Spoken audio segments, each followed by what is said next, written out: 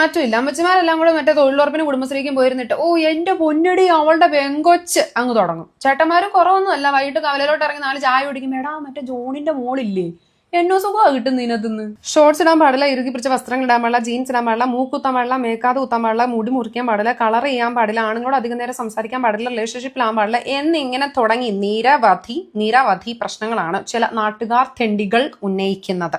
അല്ല ഇതിനിപ്പോ എന്താണ് ചേട്ടാ പ്രശ്നം? ഇത് ചെയ്യുന്ന ആർക്കും ഒരു പ്രശ്നമില്ലല്ലോ. പിന്നെ ചേട്ടനും ചേച്ചിക്കും തന്നെ ഇതിന് മാത്രം പ്രശ്നം എനിക്ക് മനസ്സിലാവുന്നില്ല. ചേട്ടാ അതില് വലിയ കോമഡി എന്നറിയോ, ഈ കുറ്റം പറയുന്ന അമ്മച്ചിമാര് സാരി എടുക്കുന്ന കണ്ട് ആ തുറന്നു വെച്ചിരിക്കുന്ന വയറിനകത്ത് അരേക്കർ നെല്ല് കൃഷി ചെയ്യാം.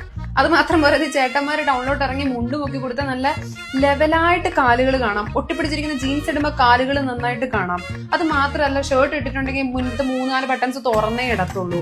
അപ്പൊ വിരിഞ്ഞ നെഞ്ച് കാണാം. ഇതൊന്നും ഒരു പ്രശ്നമല്ല. പക്ഷെ ഇന്നത്തെ കാലത്ത് പിള്ളേർ ഷോർട്സ് ഇടാനോ അല്ലെങ്കിൽ അവരങ്ങനെ നടക്കാൻ പാടില്ല. ബിക്കോസ് ഇത് നമ്മുടെ ആചാരങ്ങൾക്കെതിരാണ്, നമ്മുടെ നാടിന്റെ രീതികൾക്കെതിരാണ്. പിന്നെ കുടുംബത്തിൽ പിറന്നവർ ഇത് ചെയ്യാറില്ല, അല്ലെങ്കിൽ അപ്പനും അമ്മയും തല്ലി വളർത്താത്തതിന്റെ കുഴപ്പമായിരിക്കും. ഇവളൊക്കെ നാട്ടിൽ നിന്ന് വേറെ സ്ഥലത്തോട്ട് പോയി ജോലി ചെയ്യാനും പഠിക്കാനുമായിട്ട് പുറത്തോട്ട് വിടുന്നതിന്റെ അഹങ്കാരമാണ്. ഇതൊക്കെ നശിച്ചു പോയി. ഇതൊക്കെ ആ റീസൺസ് പറയുന്നത്. പക്ഷെ ശരിക്കുള്ള പ്രശ്നം എന്താ പറയുക ചേട്ടാ ചേച്ചി, you guys are still in that പൊട്ടക്കുളം. ബട്ട് ബി ഇൻ ദ പൊട്ടക്കുളം, that is not a problem. But please zip your mouth.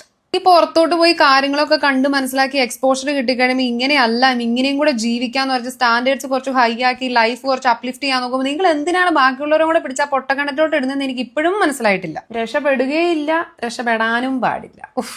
എന്തൊക്കെയാ ഇതപ്പനെ? ഒരു മനുഷ്യൻ ഒരു സ്ത്രീ ഇതൊന്നും ചെയ്യുന്നതല്ല മാനദണ്ഡം. അവരുടെ പെരുമാറ്റം അത്രയും നിങ്ങൾ നോക്കിയാൽ മതി. നിങ്ങളുടെ അടുത്ത് പണ്ട് ചേട്ടാ സുഖമാണോ എന്ന് ചോദിക്കുന്ന ആൾക്കാർ ഇന്നും ചേട്ടാ സുഖമാണോ എന്ന് തന്നെ ചോദിക്കുന്നത്. അവർ കാത് കുത്തിയോണ്ട് മൂക്ക് കുത്തിയോണ്ട് ഇറുകി പിടിച്ചൊരു തുണി കൊടുത്തതുകൊണ്ടോ നിങ്ങളുടെ ചോദ്യത്തിൽ എന്തെങ്കിലും മാറ്റം വരുന്നുണ്ടോ?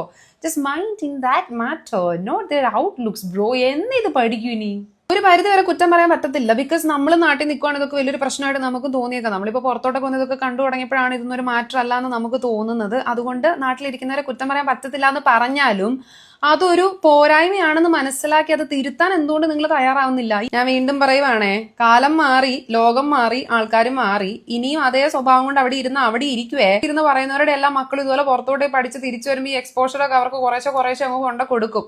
അപ്പൊ അവരൊക്കെ നേരെ തിരിയും. അപ്പൊ തന്നെ ഇരുന്ന് കൊത്തണ്ട വരും, ഓർത്തോണം. പിന്നെ note the point. This is not from my personal experience, because I come from a very good നാട്ടുകാരുള്ള നാട്. സോ ജനറലൈസ് ചെയ്ത് മാത്രമാണ് ഈ ടോപ്പിക്കിനെ പറ്റി ഞാൻ സംസാരിച്ചിരിക്കുന്നത്. Thank you.